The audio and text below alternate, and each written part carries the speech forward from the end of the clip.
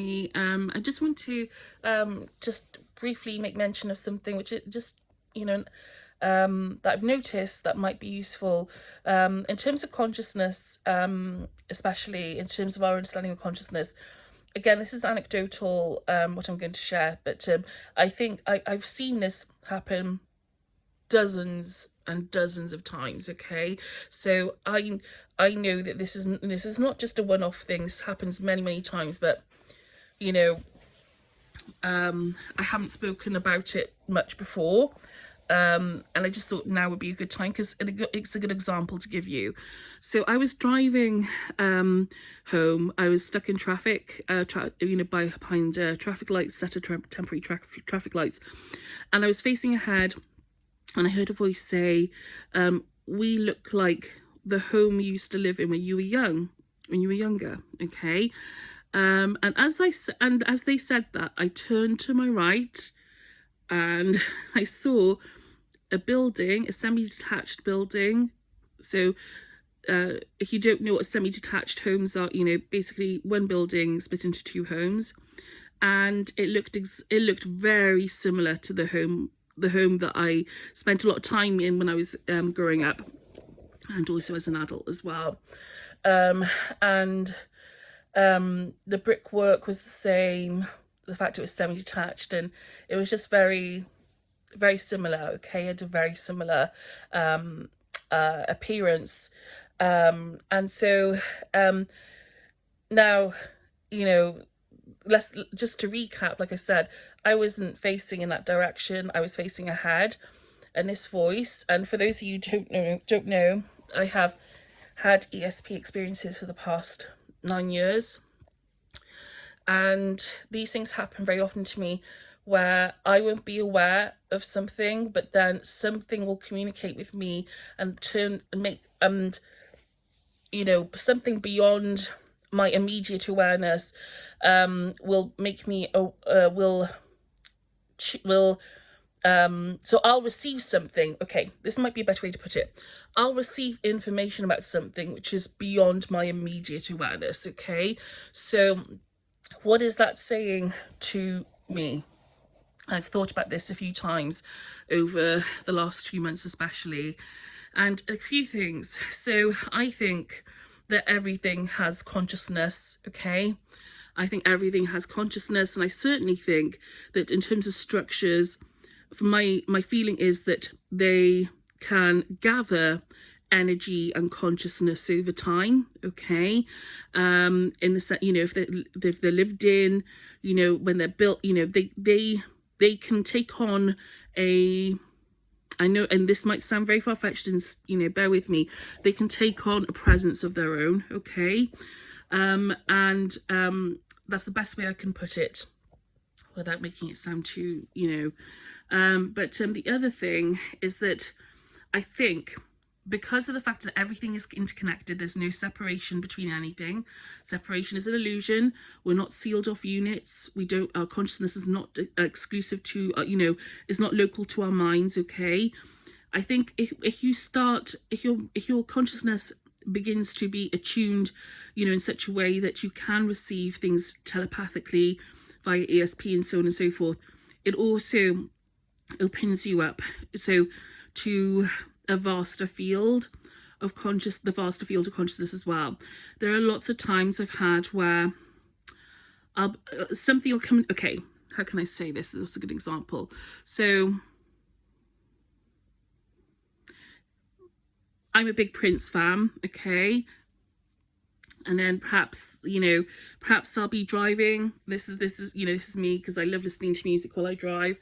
And I'll be driving, and a song of his, Little Red Corvette might come on, and or I'll think of Little Red Corvette. I'll think of it. That's probably more appropriate to say in this context. But song synchronicities also happen also. But like I said, everything is interconnected. Okay, but I might think of his song, it might come into my head. Like someone might say something about Little Red Corvette, okay, and then 5 seconds later or a minute later, I'll see a car that looks similar to maybe a red Corvette or a red car, okay, that will, and I know that sounds very, benign, very, but I'll know, I know in that moment that it's my mind knowing ahead of time that is about to happen, that I'm about to see those things.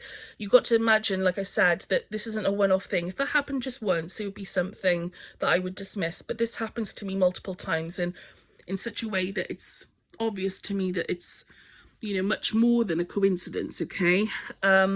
So what that's saying to me is that, okay, everything is interconnected, there's no separation, consciousness, you know, once you're when you have like an awakening or you're attuned to things, in that sense, you can, also, you're also able, so what happens is it's not really about gifts or anything like that.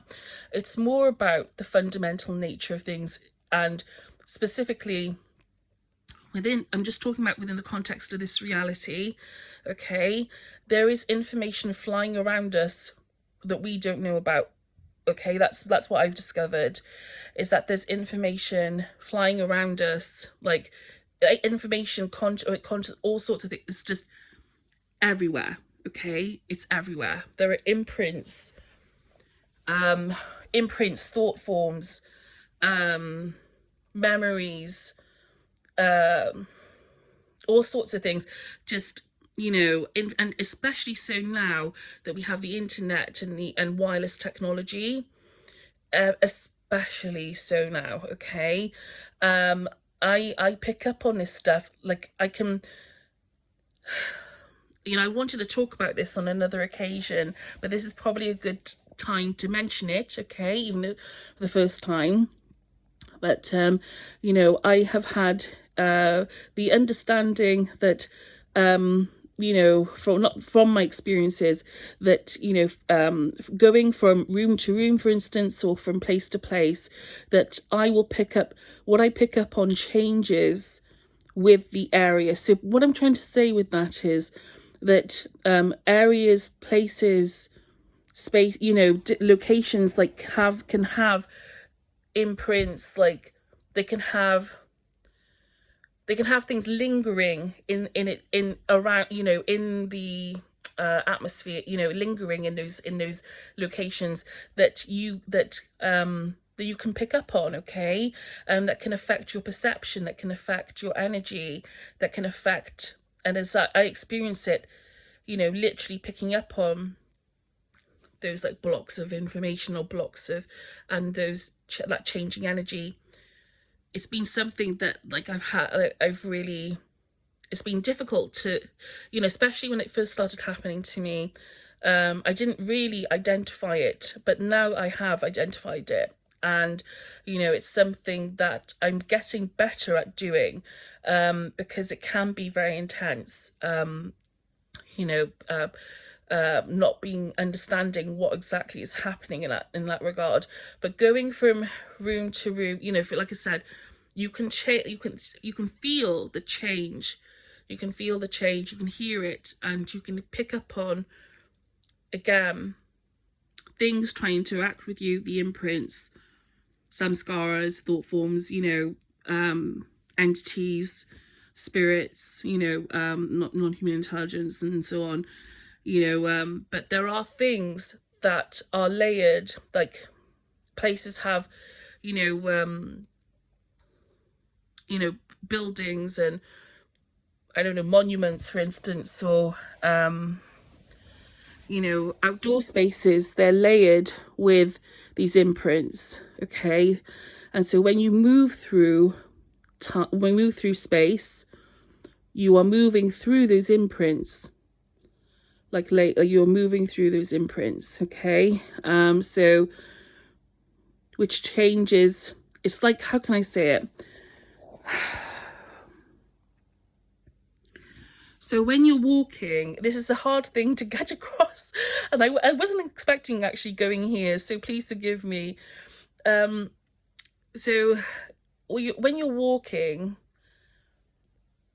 we understand. So you're walking, and as you're walking, the scenery changes. Your thoughts are also in motion as well. And again, you know, your body is in motion, your thoughts are in motion, the scenery is also changing. Part of that, and because we're all one, because we're all interacting with each other within that oneness, because it's all symbiotic, it's all interconnected. Part of that, how can I say this? Part of you moving through space is not, again, and you doing this in isolation, okay? So when you doing those things also relies on the surrounding environment to shift with you. And I know that sounds really like, I know that might sound really obvious, but that's not how I mean it. What I mean is that, like, it needs the surround. It's not, you can't, like, you can't. You're not doing this alone. Basically, like, it relies on the things around you to shift also, and yeah, and do their bit. Okay, so you were, because again, we're not isolated, we're not separated from each other. That's the best way I can put it. Okay, I will think of a way to put that in better terms, but that's the best way I can put it. You know, it's not happening in isolation, and you know, so yeah, again, as soon as I start talking about it, it starts to dissolve, you know, and it's very difficult to talk about. But I know what I mean. In that moment, I know what I know what I mean by that, you know, because again, the idea that we're separate is an illusion, you know, and so if you're conscious, if you're attuned to this field, okay, so to speak, for argument's sake, call it a field. If you're attuned to that, then you also are attuned to the fluctuations of your environment. And those fluctuations are basically like, they're basically like this, the signatures of, you know, they're like the signatures of their history, I mean, of those locations.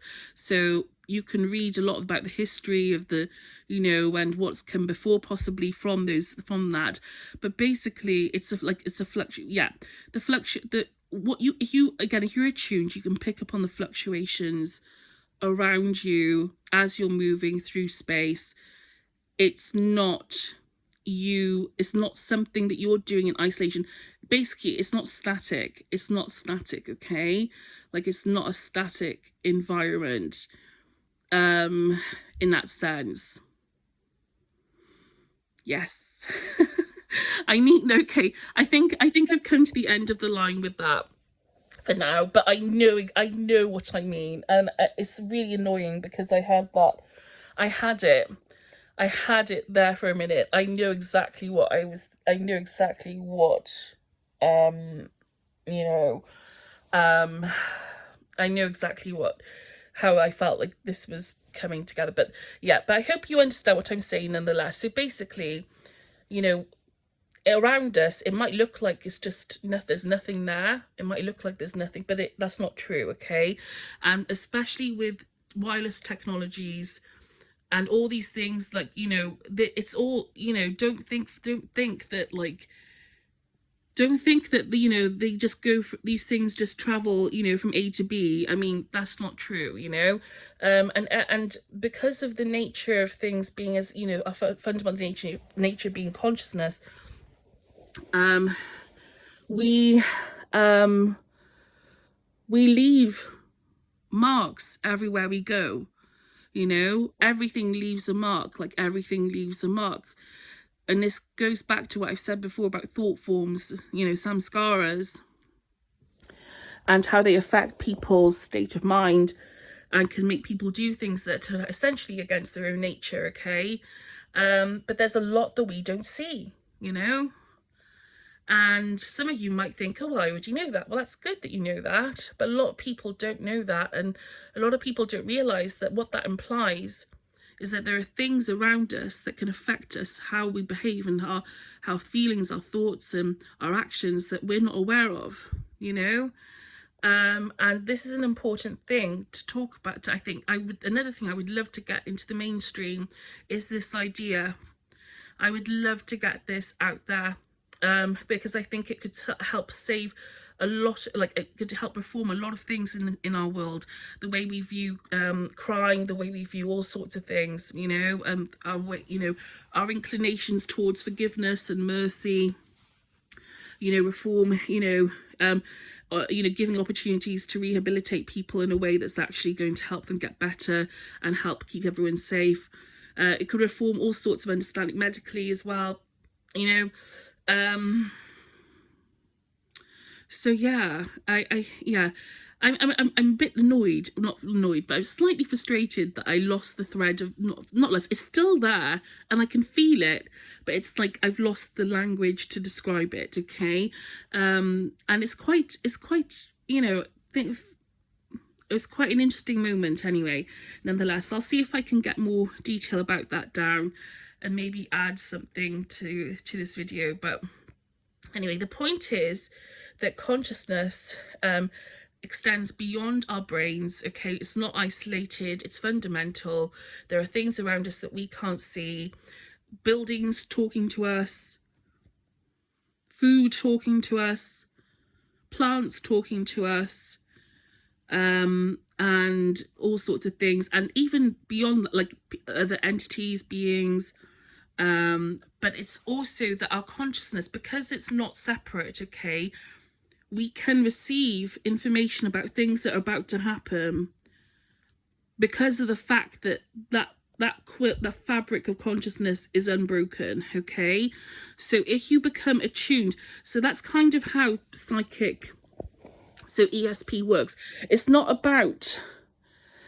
actually about like having a certain, I don't know, how can I say, like gifts or anything like that. It's actually, it's what it is about is the nature of reality, okay?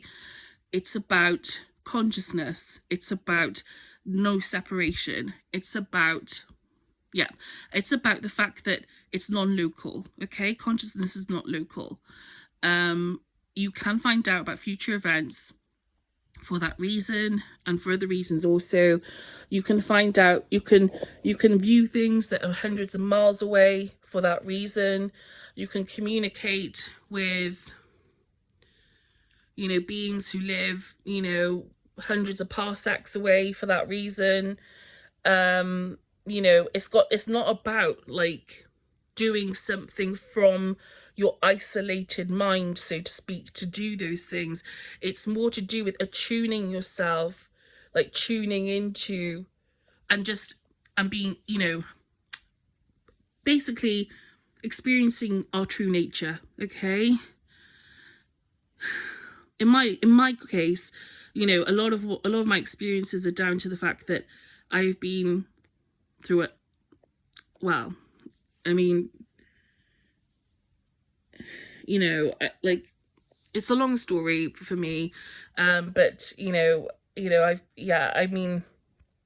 I've been through some brutal times, let's put it that way. And there is a huge link between trauma and consciousness. People who have ESP, okay, and intelligence agencies know this, and they've done things over the years, and the military, they've done things, to people like myself, many times over the years, because they know that people who are highly traumatized very often experience ESP, have ESP abilities. So, but that's because it rips open your consciousness. Trauma can rip open your consciousness in that sense. It can rip you open, like it can break you open, basically. So yeah. But I'll leave that there because I don't want to talk about that at the moment. But yeah, so anyway, I hope that's been useful in some way. If I can expand upon that, that aspect that I mentioned regarding the symbiosis, and again, I hope that makes sense. Like, again, it's not necessarily that we're walking through space. Space needs to fluctuate also. So space needs to also do its spacey thing. Do you know what I mean? Like, it's how can I say it? Like, it's who said it? Was it Terence McKenna? A collectively reinforced hallucination, that reality is nothing more than a collectively reinforced hallucination. Yes, it is. That's exactly it. This plane is a collectively reinforced. We create this together. Everything is creating it together.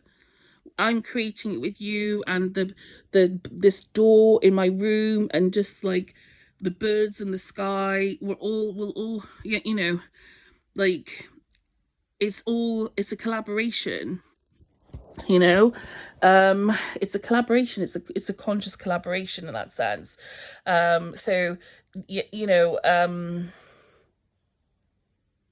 so I hope that adds a bit more to what I was trying to say about the symbiosis.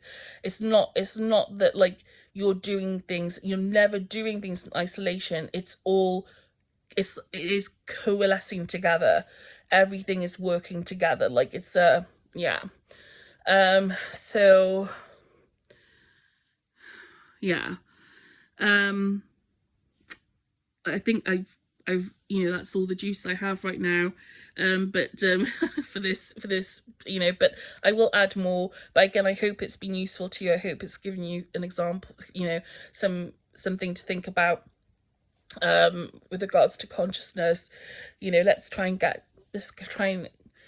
make the fundamentality of consciousness a mainstream, a mainstream way of thinking, like a good, the foundation of our thinking. Let's try and make that the new normal, and watch all the changes, because I believe there'll be tremendous benefits to doing that. So thank you, Ellie, for listening, and have a good day.